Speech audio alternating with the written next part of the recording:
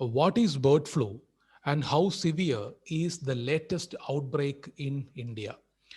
ഇന്ത്യയിൽ പല സംസ്ഥാനങ്ങളിൽ ബേർഡ് ഫ്ലൂ റിപ്പോർട്ട് ചെയ്തിട്ടുണ്ട്.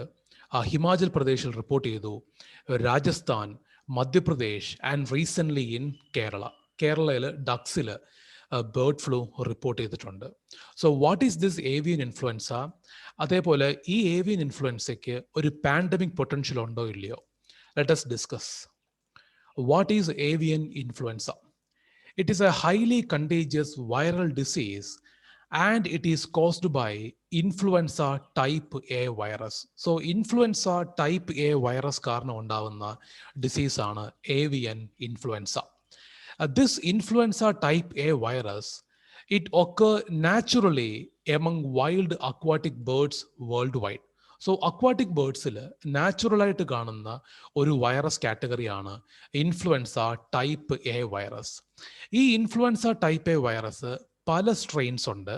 അത് ചിലത് മൈൽഡ് ആയിരിക്കും, മൈൽഡ് സിംറ്റംസ് മാത്രമേ ഉണ്ടാവത്തുള്ളൂ. അതേസമയം വേറെ ചിലത് it can be severe and lethal. How does the bird flu spread? എങ്ങനെയാണ് സ്പ്രെഡ് ചെയ്യുന്നത്? Since the birds excrete even while flying, they provide an aerosol of influenza virus, shedding it all over the world. So when the birds shed it in their droppings, അങ്ങനെ spread ആകാം.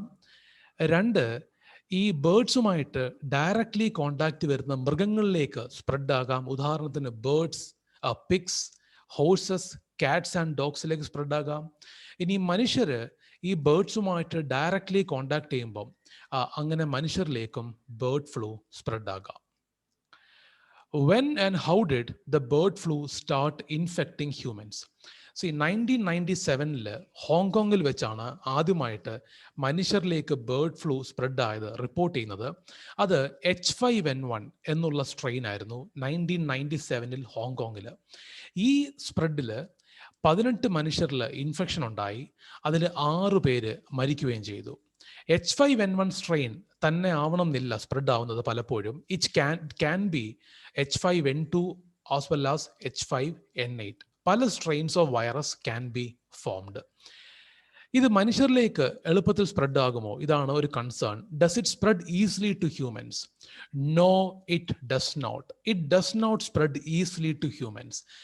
ഈ bird flu മനുഷ്യരിലേക്ക് വരണമെങ്കിൽ directly ആ ബേർഡുമായിട്ട്, infected ബേർഡുമായിട്ട് contact ഉണ്ടാവണം. It usually does not spread from person to person.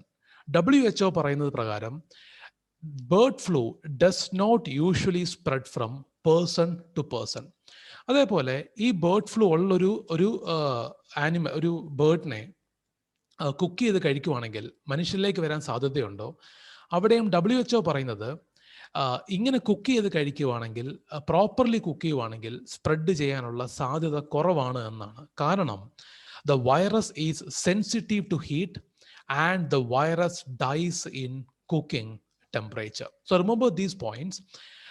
Bird flu does not usually spread from person to person as per World Health Organization, and the virus is sensitive to heat and it dies in cooking temperature. Then why the scare? So inganaanengil, then why the scare? Reason, the virus is severe and deadly. H5N1 is severe and deadly. Around 6 out of 10 confirmed cases in humans have led to deaths. So നിങ്ങൾ mortality rate നോക്കുക, വളരെ കൂടുതലാണ്. അതുകൊണ്ടാണ് this scare. ഇനിയും അടുത്തൊരു issue ഉള്ളത്, ഈ virus H5N1 if it മ്യൂട്ടേറ്റ്സ്, ഇത് മ്യൂട്ടേറ്റ് ചെയ്ത് മനുഷ്യരിൽ നിന്ന് മനുഷ്യരിലേക്ക് സ്പ്രെഡ് ചെയ്യാൻ രീതിയിലുള്ള കേപ്പബിലിറ്റി ഉണ്ടാവുകയാണെങ്കിൽ this can be a pandemic. ഒരു പൊട്ടൻഷ്യൽ പാൻഡമിക് ആകാനുള്ള സാധ്യത H5N1 അല്ലെങ്കിൽ ബേർഡ് ഫ്ലൂവിന് ഉണ്ട്. So if the virus is mutating and if the virus becomes easily transmissible from person to person, yes, it can potentially cause a pandemic. Bird flu in India. Union health മിനിസ്ട്രിയുടെ data പ്രകാരം in India no case of bird flu in humans has been detected so far. ഇന്ത്യയിൽ ഹ്യൂമൻസിലേക്ക് spread ചെയ്തതായിട്ട് union health ministry report ചെയ്തിട്ടില്ല. What are its symptoms and treatment? മനുഷ്യരിൽ ഇത് വന്നു കഴിഞ്ഞാൽ it mainly affect the respiratory tract of humans. It can cause severe respiratory illnesses. ഉദാഹരണത്തിന് pneumonia. It can cause pneumonia. It can cause acute respiratory distress syndrome, ARDS. ഈ bird flu വന്നു കഴിഞ്ഞാൽ union health ministry പറയുന്ന പ്രകാരം കൊടുക്കുന്ന antiviral ഡ്രഗിന്റെ പേരാണ്, you can see this here, oseltamivir. This is the antiviral drug which is mainly given. 2007 US FDA approve ചെയ്തൊരു വാക്സിനുമുണ്ട് H5N1 സ്ട്രെയിനെതിരായിട്ട്. So in the US, the US FDA, Food and Drug Administration, approved a vaccine for the H5N1 virus in 2007. So remember this much about bird flu അല്ലെങ്കിൽ avian influenza.